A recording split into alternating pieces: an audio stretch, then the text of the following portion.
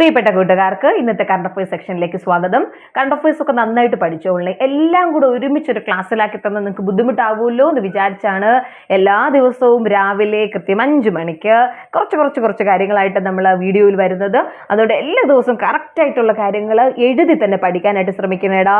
ഒരുപാട് സാധ്യതയുള്ള വളരെ സെലക്റ്റീവ് ആയിട്ടുള്ള ക്വസ്റ്റ്യൻസ് ആണ് നമ്മൾ ഈ സെക്ഷനിൽ എല്ലാ ദിവസവും ഡിസ്കസ് ചെയ്യുന്നത്. ഓക്കെ അല്ലേ? ഓക്കെ. ഇന്ത്യയിൽ ആദ്യമായി ജല ബജറ്റ് അവതരിപ്പിച്ച കേരളം. ഇന്ത്യയിൽ ആദ്യമായി ജല ബജറ്റ് അവതരിപ്പിച്ച് കേരളം. അപ്പം ഇന്ത്യയിൽ ആദ്യമായി ജല ബജറ്റ് അവതരിപ്പിക്കുന്ന സംസ്ഥാനം ഏതാണ്? കേരളം. ഇല്ല, ഇന്ത്യയിൽ ആദ്യത്തെ ഡിജിറ്റൽ സ്റ്റേറ്റ് ചോദിച്ചാലും ഏതാണ്? കേരളമാണ്. ഓക്കെ.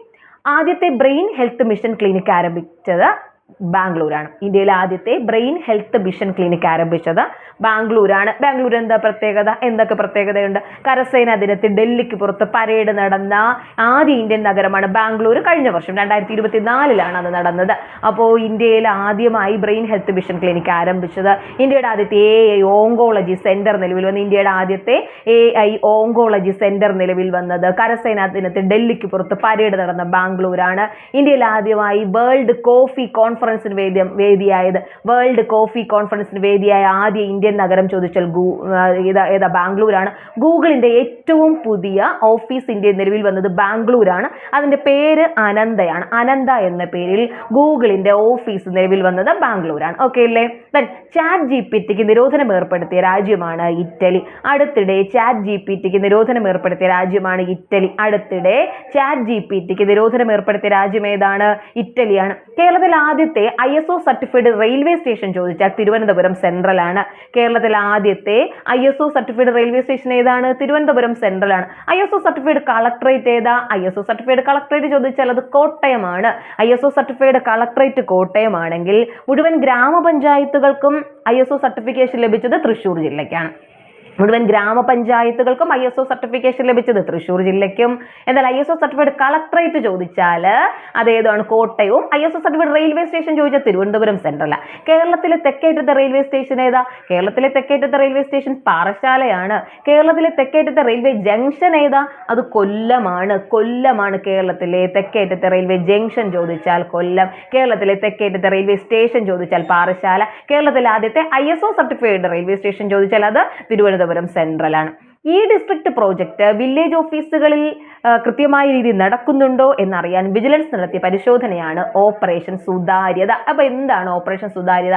ഈ ഡിസ്ട്രിക്ട് നമുക്കറിയാം ഇന്ന് നടക്കുന്നത്, ഈ ഡിസ്ട്രിക്ട് പ്രോജക്ട്സിന്റെ ഭാഗമായിട്ട് എല്ലാ ഇടങ്ങളിലും ഈ പ്രോജക്ട്സ് ആണ് നടക്കുന്നത്. അത് വില്ലേജ് ഓഫീസുകളിൽ ശരിയായ രീതിയിൽ നടക്കുന്നുണ്ടോ എന്നറിയാൻ വിജിലൻസ് നടത്തിയ പരിശോധനയാണ് ഓപ്പറേഷൻ സുതാര്യത. സുതാര്യമായിട്ട് കാര്യങ്ങളൊക്കെ നടക്കുന്നുണ്ടോ വില്ലേജ് ഓഫീസുകളിൽ എന്നറിയാൻ വിജിലൻസ് നടത്തിയ പരിശോധനയാണ് ഓപ്പറേഷൻ സുതാര്യത. എന്താണ് ഓപ്പറേഷൻ സ്റ്റെപ്പിനി? ഡ്രൈവിംഗ് സ്കൂളുകളിലും ഡ്രൈവിംഗ് ടെസ്റ്റ് ഗ്രൗണ്ടുകളിലും വിജിലൻസ് നടത്തിയ പരിശോധനയാണ് ഓപ്പറേഷൻ സ്റ്റെപ്പിനി. എന്താണ് ഓപ്പറേഷൻ സ്റ്റെപ്പിനി? സ്റ്റെപ്പിനി എന്താണ്? അപ്പോൾ സ്റ്റെപ്പിനി എന്ന് പറഞ്ഞാൽ എക്സ്ട്രാ ടയർ എന്നൊക്കെയല്ലേ നമ്മൾ ഓർക്കുന്നത്. അപ്പോൾ വാഹനവുമായി ബന്ധപ്പെട്ട് നമുക്ക് പറയാനായിട്ട് കഴിയും. Yes, okay. അത് എവിടെ? ഡ്രൈവിംഗ് സ്കൂളുകളിലും ഡ്രൈവിംഗ് ടെസ്റ്റ് ഗ്രൗണ്ടുകളിലും വിജിലൻസ് നടത്തിയ പരിശോധനയാണ് ഓപ്പറേഷൻ സ്റ്റെപ്പിനി. ഓക്കെ. റിപ്പബ്ലിക് ദിനം പ്രവൃത്തി ദിനമാക്കി മാറ്റി മഹാരാഷ്ട്ര. അടിപൊളിയല്ലേ? അപ്പോൾ റിപ്പബ്ലിക് ദിനം പ്രവൃത്തി ദിനമാക്കി മഹാരാഷ്ട്ര. നമ്മൾ കേരളത്തിലെങ്ങാനും ആയിരുന്നു ഈ കൊടി പിടിച്ചേനെ അല്ലേ? ഓക്കെ. അപ്പൊ റിപ്പബ്ലിക് ദിനം പ്രവൃത്തി ദിനമാക്കി മഹാരാഷ്ട്ര. സംസ്ഥാനത്തിന് മുഴുവൻ കണ്ടൽക്കാടുകളും റിസർവ് വനമായി പ്രഖ്യാപിച്ച സംസ്ഥാനമാണ് മഹാരാഷ്ട്ര. യഹൂദന്മാർക്ക് ന്യൂനപക്ഷ പദവി അനുവദിച്ച സംസ്ഥാനമാണ് മഹാരാഷ്ട്ര. ഏറ്റവും കൂടുതൽ ഇലക്ട്രോണിക് മാലിന്യങ്ങൾ പുറന്തള്ളുന്ന സംസ്ഥാനമാണ് മഹാരാഷ്ട്ര. അടിപൊളിയാണ്. ഓക്കെ. അപ്പൊ എന്താണ് മഹാരാഷ്ട്ര? മുഴുവൻ കണ്ടൽക്കാടുകളും റിസർവ് വനം. കണ്ടൽക്കാടുകൾ കൂടുതലുള്ളത് വെസ്റ്റ് ബംഗാളിലാണ്. പക്ഷേ മഹാരാഷ്ട്രയുടെ കാര്യം എന്താ പറഞ്ഞത്? മുഴുവൻ കണ്ടൽക്കാടുകളും റിസർവ് വനമായി പ്രഖ്യാപിച്ചു. ഓക്കെ. ISROയുടെ 100ാമത് മിഷൻ NVS-02 ഓൾറെഡി ചോദിച്ച കഴിഞ്ഞ ചോദ്യമാണ്. ISROയുടെ 100ാമത് മിഷൻ NVS-02. ISROയുടെ 100ാമത് മിഷൻ NVS-02. സോനാമാർഗ് ടണൽ എവിടെയാ നിലവിൽ വന്നത്? എവിടെയാ പടികടിപ്പിച്ചത്? ജമ്മു കാശ്മീരിലാണ്. സോനാമാർഗ് ടണൽ ചോദിച്ചു. സോനാമാർഗ് ടണൽ ജമ്മു കാശ്മീരാണ്. ഒന്നുകൂടെ. ആദ്യമായി ജല ബജറ്റ് കേരളം. ആദ്യ brain health mission clinic Bangalore. Chat GPT നിരോധനം ഏർപ്പെടുത്തിയത് ഇറ്റലി. കേരളത്തിൽ ആദ്യത്തെ ISO certified railway station Thiruvananthapuram central. ഈ ഡിസ്ട്രിക്ട് പ്രോജക്റ്റുകൾ വില്ലേജ് ഓഫീസുകൾ ശരിയായ രീതിയിൽ നടക്കുന്നുണ്ടോ എന്നറിയാൻ വിജിലൻസ് പരിശോധന. ഓപ്പറേഷൻ സുതാര്യത. റിപ്പബ്ലിക് ദിനം പ്രവൃത്തി ദിനമാക്കി മാറ്റിയത് മഹാരാഷ്ട്ര. ISROയുടെ 100ാമത് mission NVS-02. Sonamarg tunnel Jammu Kashmir.